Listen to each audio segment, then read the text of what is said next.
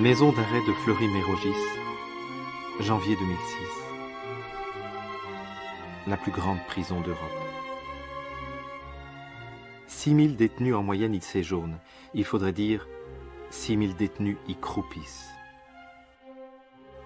À maintes reprises, cet établissement pénitentiaire a été montré du doigt pour ses conditions de détention inhumaines. Au cœur de cet enfer carcéral depuis 16 mois, un homme subit quotidiennement les pires humiliations. Le harcèlement des gardiens et des prisonniers, les brimades, les maltraitances. Sans compter les railleries sur sa méconnaissance de la langue française. Que voulez-vous? C'est un Allemand, un Boche, comme on dit en France. Cet homme, ce criminel gardé dans le quartier de haute sécurité s'appelle Hammer, le docteur Hammer. Hammer, ça signifie marteau. Docteur Marteau. Encore une occasion de se moquer de lui. Dans quelques mois, en mai 2006, il aura 71 ans. Son crime, celui pour lequel il est juste et normal qu'il paye, est d'avoir par ses écrits incité à l'exercice illégal de la médecine. C'est en tout cas ce qui est écrit sur l'ordonnance de son jugement. En réalité, sa faute, c'est d'avoir déclaré que le cancer pouvait être guéri et non combattu. Le problème, c'est qu'il l'a prouvé scientifiquement. Sa folie, car il faut être marteau pour faire ça, c'est d'avoir conseillé à ses patients cancéreux d'arrêter toute chimiothérapie, toute radiothérapie, toute chirurgie pour combattre leur terrible maladie. Un autre problème, c'est qu'il les a pratiquement tous guéris.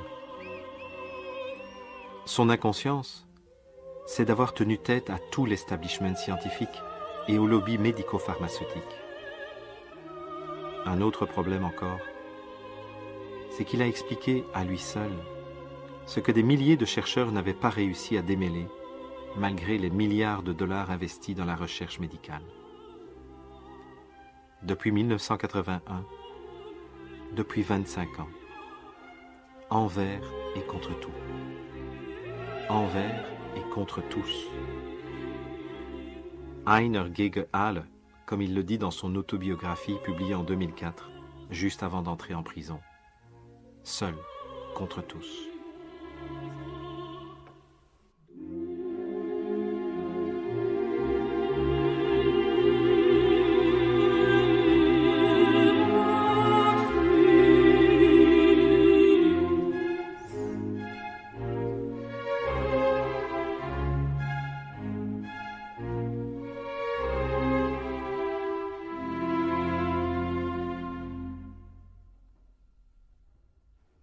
Seul contre tous, et pourtant. Pendant l'hiver 2005-2006, 3 femmes ont installé leur caravane à l'entrée de sa prison, distribuant chaque matin des tracts aux gardiens et aux surveillants de Fleury-Mérogis. De temps en temps, elles retournaient en plein cœur de Paris, tentant de réveiller les consciences endormies. Mais comment le sort d'un dangereux charlatan pourrait-il intéresser le monde? La justice a fait son travail, dégagé, il n'y a plus rien à voir. Seul contre tous, et pourtant. En 18 mois, entre septembre 2004 et février 2006, date de sa libération, plusieurs milliers de lettres de témoignages, de soutien et de protestation ont été envoyées à de nombreux dirigeants et hommes politiques, en particulier français et allemands.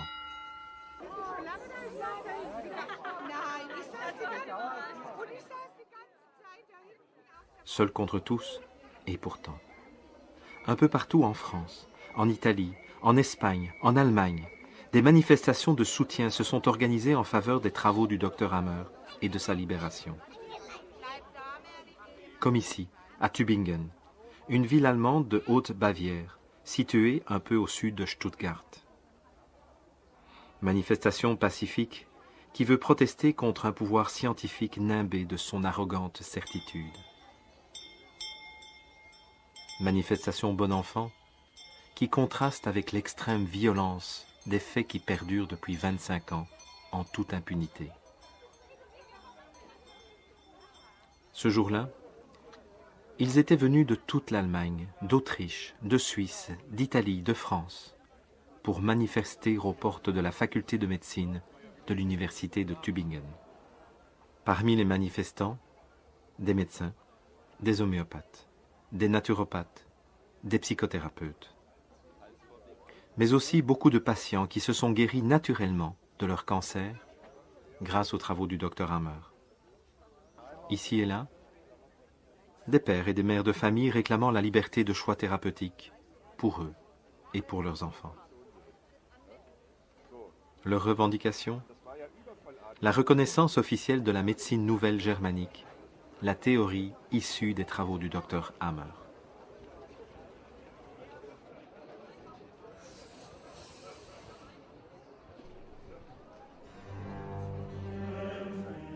Ce n'est pas la première fois que dans l'histoire, un scientifique est persécuté parce qu'il défend des théories qui bouleversent les croyances et les intérêts de son époque.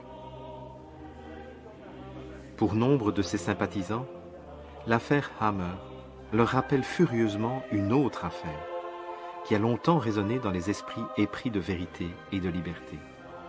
C'était en 1633, 350 ans avant l'affaire Hammer. Celui qui fut condamné s'appelait Galileo Galilei. À cette époque, la conception de l'univers était fondée sur la philosophie naturelle d'Aristote qui mettait la planète Terre au centre du monde.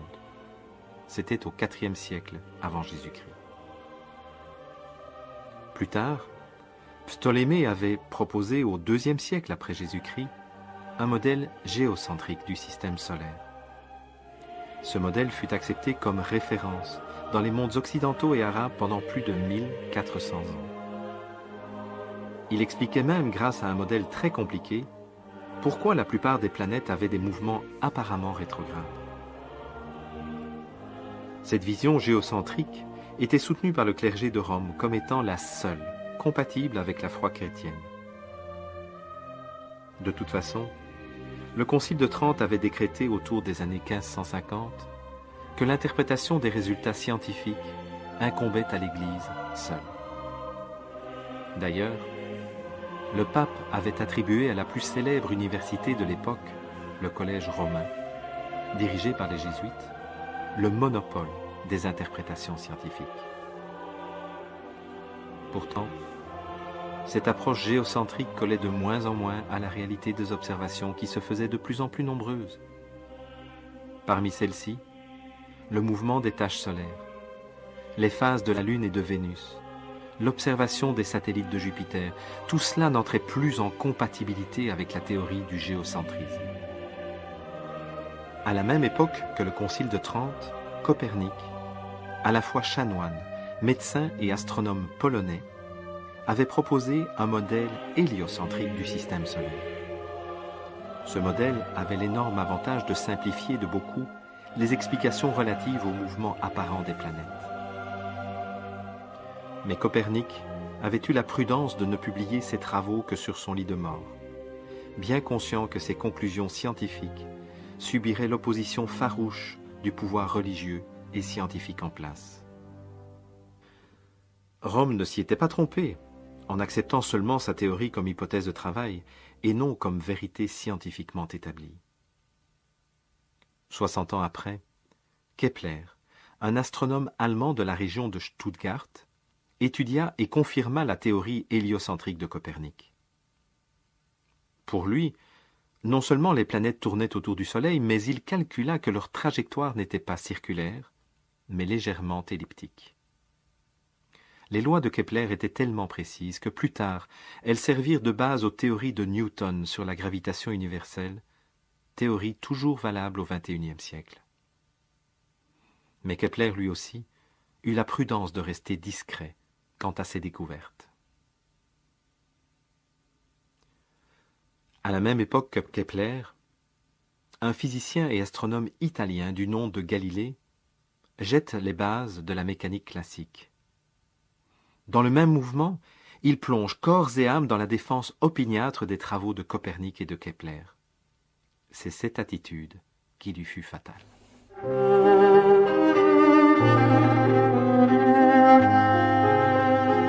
Nous sommes à Tübingen, à la fin des années 60. À cette époque, Gerd Hammer est l'un des cancérologues les plus réputés d'Allemagne. Chef du service d'oncologie de l'hôpital universitaire, spécialisé dans les cancers féminins, il reçoit des femmes venant de l'Europe entière.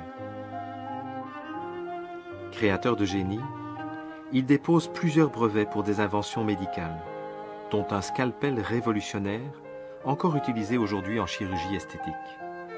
Tout lui réussit. Il est immensément riche, il est reconnu par ses patients et ses pairs. Il vit une vie heureuse avec sa femme Sigrid, elle aussi médecin, et leurs 4 enfants. Une dizaine d'années plus tard, cette vie de bonheur et de réussite bascule brutalement.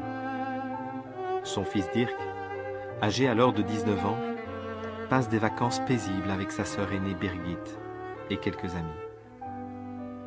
La nuit du 17 au 18 août 1978, sur l'île de Cavallo, au large de la Corse, il est gravement blessé à l'artère fémorale et au ventre par une balle tirée par le prince Victor Emmanuel de Savoie, fils du dernier roi d'Italie.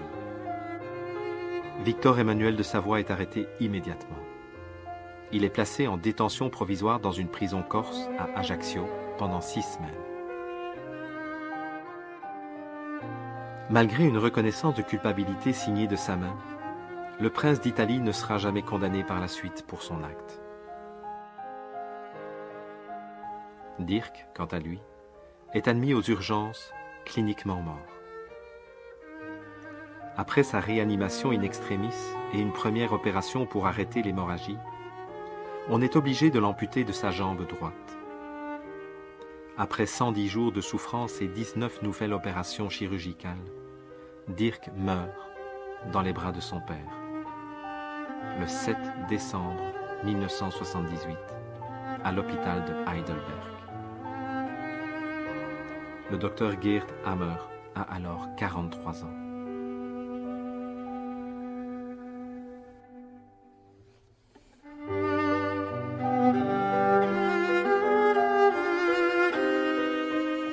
Il décrira ce jour comme le plus sombre de sa vie. Sigrid est aussi effondrée que lui. Ils viennent de perdre ce qu'ils avaient de plus précieux, la chair de leur chair.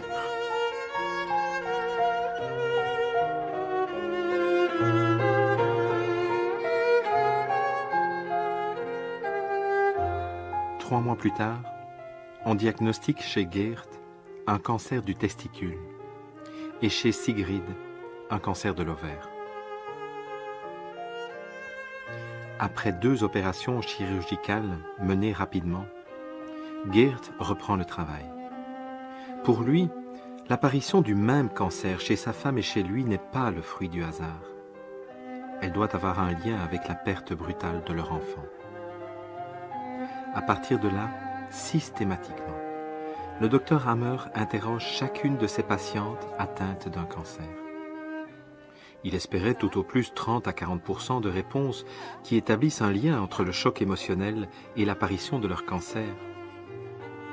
Quelle ne fut pas sa surprise lorsqu'il constate que toutes déclarent avoir subi, dans les semaines ou les mois qui précédaient, un choc brutal et intense qui les avait mises en état de blocage et de surstress.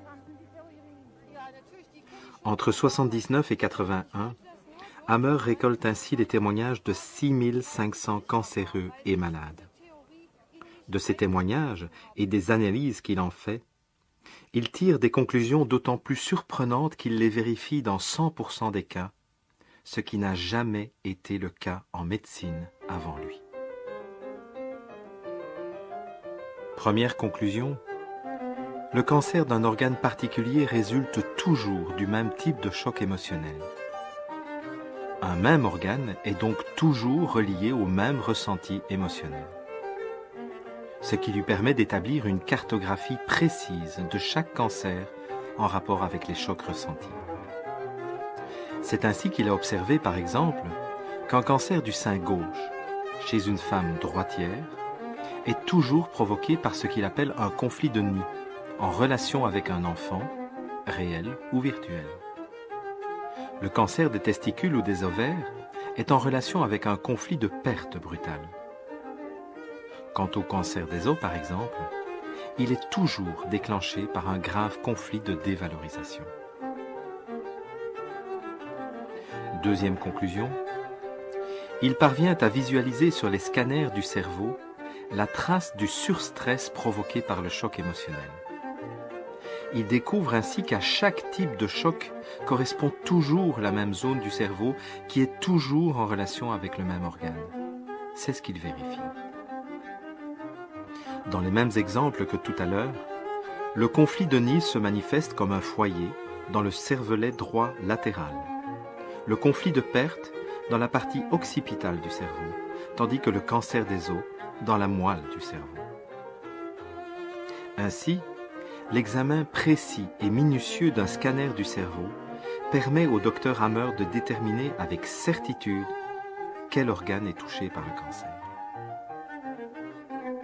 Troisième conclusion, ces corrélations en triade entre le choc psychique, la zone cérébrale et l'organe touché prouvent non seulement que la maladie ne se déclenche pas par hasard, mais que son développement est entièrement commandé par le cerveau. Partant de là, Hammer teste avec ses patients volontaires une nouvelle approche thérapeutique. Son raisonnement est le suivant.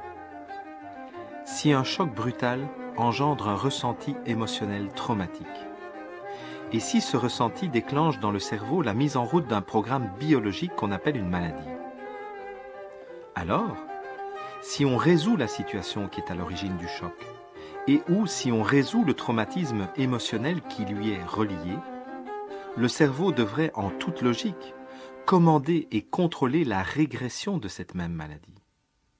C'est ce qu'il observe, de façon presque systématique.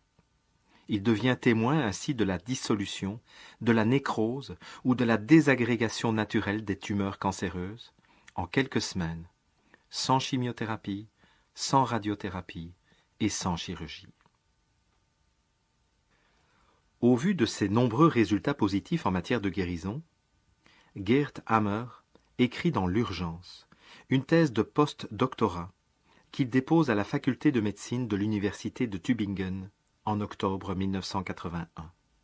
Son but est d'obtenir la qualification de professeur d'université et de faire reconnaître officiellement sa médecine nouvelle, afin que celle-ci soit enseignée dans toutes les facultés de médecine d'Allemagne et du monde. Son but est également de fournir ces résultats à l'université pour qu'ils puissent être testés le plus rapidement possible au bénéfice de tous les patients. Dans sa thèse, le docteur Hammer énonce les 4 premières lois biologiques d'une théorie qui en comptera 5 au total, et qu'il baptise à l'époque la médecine nouvelle. Sa première loi établit les liens redondants et permanents qui existent entre le ressenti psychique lié à un choc, la zone cérébrale où un foyer est observable et l'organe touché correspondant. Cette loi dont nous venons de parler il y a quelques instants est baptisée par Hammer la loi d'airain du cancer, parce qu'il la considère comme aussi solide qu'une loi de la physique. Une loi qui lui vaudrait à elle seule un prix Nobel de médecine. Sa deuxième loi décrit comment chaque niveau de la triade psychisme, cerveau, organe évolue naturellement selon 2 phases bien distinctes. La première phase, appelée la sympathicotonie, est celle pendant laquelle l'individu est encore en surstress. C'est pendant cette première phase qu'un foyer de Hammer apparaît dans le cerveau et que la maladie s'installe dans l'organe. La deuxième phase commence quant à elle à la seconde même où l'individu fait tomber son surstress, soit en résolvant concrètement la situation dramatique, soit en guérissant le traumatisme émotionnel qui lui est associé. C'est pendant cette phase, appelée la vagotonie, que le foyer de Hammer au cerveau se remplit de liquide glial et que les processus naturels de réparation se manifestent dans l'organe touché. Intrigué par le fait qu'un cancer de l'estomac ou du foie n'évolue pas du tout de la même manière qu'un cancer des os ou de la peau, Hammer comprend que ces différences dépendent exclusivement de l'origine embryologique de l'organe touché. C'est ce qu'il énonce dans sa troisième loi qui justifierait elle aussi un autre prix Nobel. Il classe à partir de là les cancers et les maladies selon que l'organe concerné est issu de l'endoderme, du mésoderme ancien, du mésoderme nouveau ou de l'ectoderme. Grâce à cela, ce qui semblait confus, compliqué et illogique dans ces manifestations physiologiques devient d'un seul coup d'une simplicité lumineuse et cohérente. Dans sa quatrième loi, le docteur Hammer démontre que lors de la phase de réparation, celle qu'il appelle la phase de vagotonie, le cerveau utilise spécifiquement les microbes présents dans le corps pour aider l'organe touché à revenir à l'état normal. De plus, il découvre que le choix du microbe impliqué ne se fait pas aléatoirement. Pour les organes issus de l'endoderme, comme l'estomac, le foie, l'intestin, les glandes mammaires ou les poumons par exemple, le cerveau fait appel aux champignons, aux mycobactéries et aux bacilles. Leur mission ? Désagréger, déconstruire, dissoudre les tumeurs pour permettre leur évacuation naturelle. Par contre, pour les organes issus de l'ectoderme, comme les os, les gonades, les artères ou la peau, ce sont les virus ou certaines bactéries qui sont mobilisées pour réparer, reconstruire, reconstituer les tissus endommagés. Ainsi donc, avec cette simple loi, les fondements de la virologie et de l'immunologie s'effondrent pour faire place à une vision nouvelle où les champignons, les bactéries et les virus agissent sous le contrôle complet du cerveau pour aider le corps à se rééquilibrer. La cinquième loi, il l'énonce quelques années plus tard. Il la baptise la loi de la quintessence, car c'est elle qui donne le sens profond de ces manifestations de la vie que l'on nomme les maladies.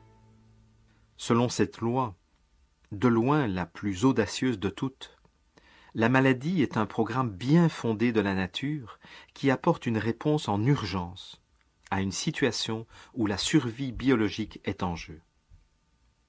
Autrement dit, d'après le docteur Hammer, dans un organe déterminé, une cellule cancéreuse remplit exactement la même fonction qu'une cellule normale, mais de façon super performante.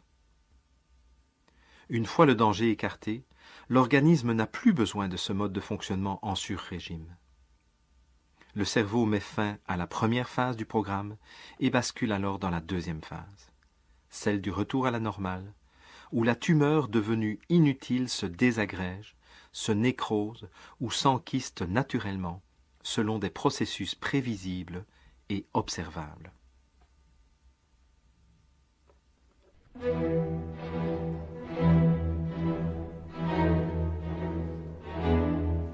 Lorsqu'il dépose sa thèse, le docteur Hammer y joint 200 dossiers complets tirés des 6500 dossiers de patients cancéreux qu'il a examinés et suivis. Il est certain que la communauté scientifique ne pourra faire autrement que de reconnaître la pertinence de ses travaux, puisque tous ces dossiers corroborent à 100% l'énoncé de ces 4 lois biologiques. En guise de réponse, l'université de Tübingen refuse de lire officiellement et d'examiner son travail, événement rarissime dans le monde des sciences. À ce jour, l'université de Tübingen a été condamnée 3 fois par les tribunaux civils, en 1986, en 1992 et en 2006. Malgré ces injonctions et ces condamnations, elle n'a toujours pas accepté d'examiner la thèse du docteur Hammer 25 ans plus tard.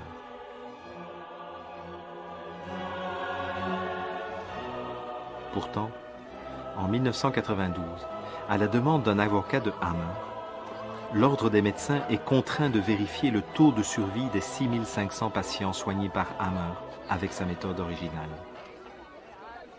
Comme les dossiers ont été perquisitionnés, il leur est facile de retracer toutes ces personnes. Le résultat est ahurissant. 92% des patients soignés par Hammer étaient encore en vie plus de 5 ans après le diagnostic du cancer. Le taux officiel de la médecine d'école atteint à peine les 30% de survie après 5 ans. Depuis 1981, les théories de la médecine nouvelle ont été vérifiées à 100% par des groupes de médecins et de cancérologues indépendants à 28 reprises dans plusieurs pays européens.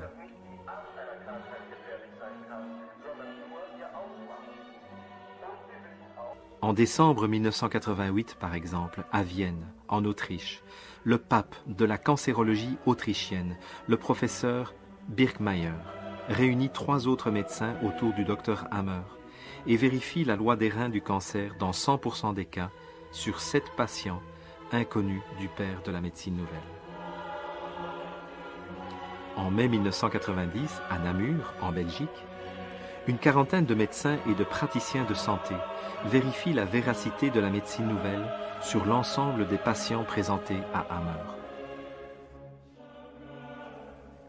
En juin 1992, au sein de la faculté de médecine de Düsseldorf, en Allemagne, le professeur et docteur Stemann préside une conférence médicale au cours de laquelle 24 cas sont examinés, chaque cas comportant 4 à 5 maladies.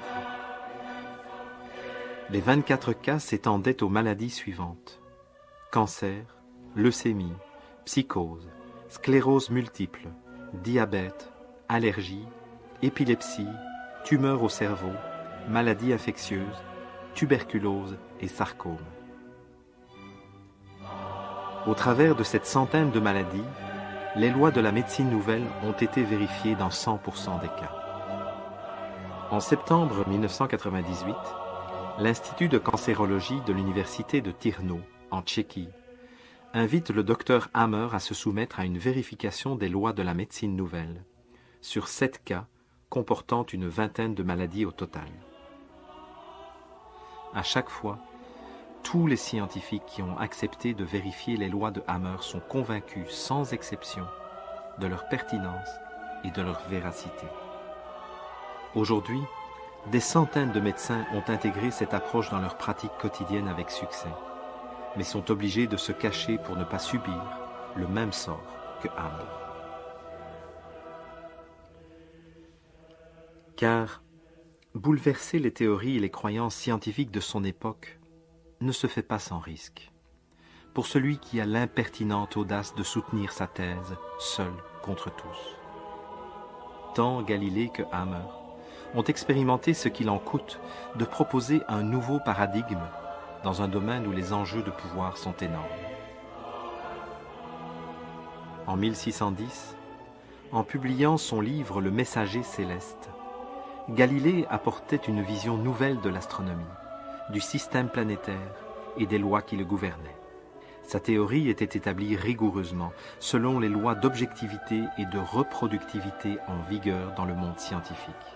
Tous ses dires pouvaient être démontrés mathématiquement. En 1981, en déposant sa thèse de post-doctorat, le docteur Hammer apportait lui aussi une vision nouvelle de l'évolution et de la guérison des maladies. Sa théorie était, elle aussi, rigoureusement établie et reproductible, selon les mêmes principes en vigueur dans le monde scientifique. Pourtant, un décret de 1616 condamne les théories de Copernic et déclare les théories de Galilée stupides et fausses, car incompatibles avec les écrits de la Sainte Bible. Mais lui-même n'est pas inquiété, grâce à l'intervention de certains de ses amis très influents.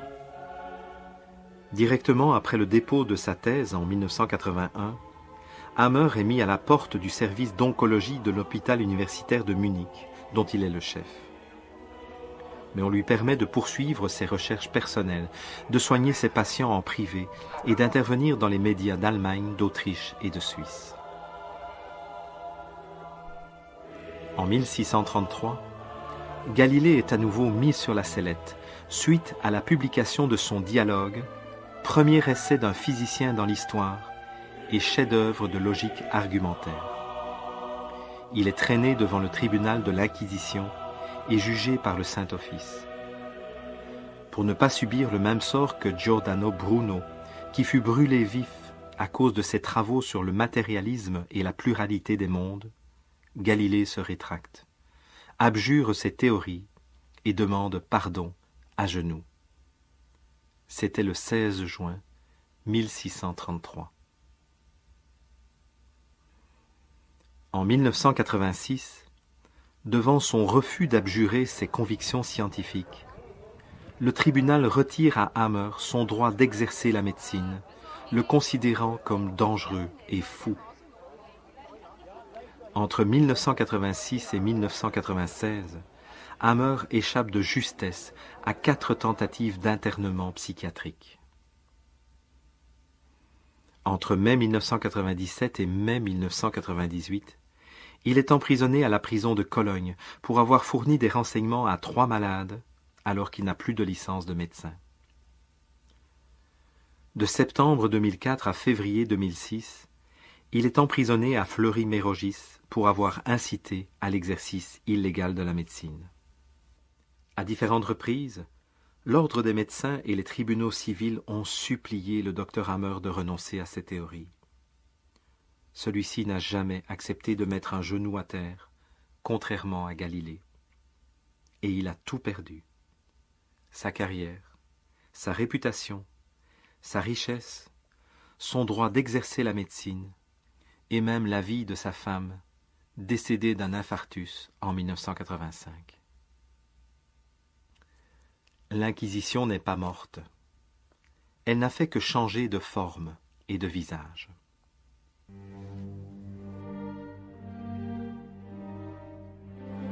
Galilée finira les 9 dernières années de sa vie aveugle et cloîtré dans une résidence surveillée de la région de Florence.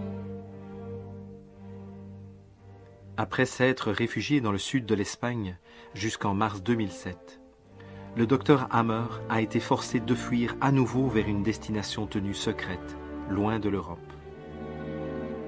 De toute façon, cela fait longtemps qu'il lui est interdit de mettre les pieds en France ou en Allemagne, ou de donner des conférences publiques. Il faudra attendre 1983, 350 ans plus tard, pour que l'Église catholique reconnaisse, par la voix de Jean-Paul II, son erreur dans le procès de Galilée. Combien faudra-t-il attendre pour que le monde scientifique reconnaisse son erreur à l'égard des découvertes du docteur Hammer? Et pourquoi moi j'aurais cette connaissance et que lui, la dame à côté, le monsieur là, lui doit mourir, et pourquoi lui doit avaler de la chimie jusqu'à en être malade, jusqu'à en mourir éventuellement? C'est pas normal ça. C'est simplement pour ça que moi je suis là, personnellement. Dans l'affaire Galilée comme dans l'affaire Hammer, on peut se demander pourquoi un véritable débat scientifique n'est pas possible. Au XVIIe siècle, la motivation du Saint-Office était de garder la Bible comme seul moyen de connaissance. Il fallait avant tout maintenir les chrétiens dans un état d'ignorance, favorisant la superstition et la soumission à une loi divine, supérieure à toutes les lois scientifiques. Copernic, Kepler et Galilée font partie de ce mouvement qu'on a appelé la Renaissance, et qui voulait remettre l'homme au centre de l'univers, et non plus Dieu. En reléguant la Terre au simple statut de planète en orbite autour du Soleil, il reléguait en même temps la planète créée et élue par Dieu à la périphérie du monde. Pour des raisons idéologiques et de pouvoir, cette position était inacceptable pour l'Église. Au XXe siècle, quelle pourrait être la motivation des scientifiques à refuser d'examiner des travaux susceptibles de sauver des millions de vies chaque année? Serait-ce la peur de perdre la face, en se rendant compte à quel point ils ont affirmé fermement des propos qui n'étaient finalement que des hypothèses non vérifiées? Serait-ce la peur de devenir inutile, car il n'est plus besoin de comprendre les mécanismes génétiques ou de trouver un vaccin pour guérir le cancer?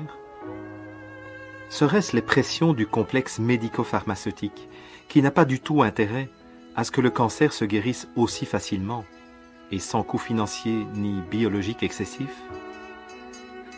C'est vrai que chaque patient cancéreux rapporte au système, en moyenne, 180 000 $.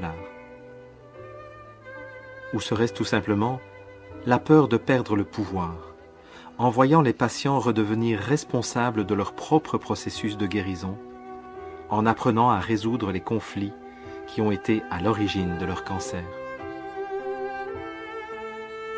La faute de Galilée, c'est d'avoir remis l'homme au centre du monde. La faute de Hammer, c'est d'avoir remis l'homme au centre de sa guérison. Dans les deux cas, il n'est pas bon de redonner le pouvoir à l'individu au détriment de celui des institutions, quelles qu'elles soient. En science, comme dans d'autres domaines où les enjeux de pouvoir sont forts, il n'est pas bon d'être seul à avoir raison contre tous. Galilée en fit la douloureuse expérience. 350 ans plus tard, le docteur Rick Geert Hammer en fait encore l'expérience à l'heure où ce documentaire est réalisé.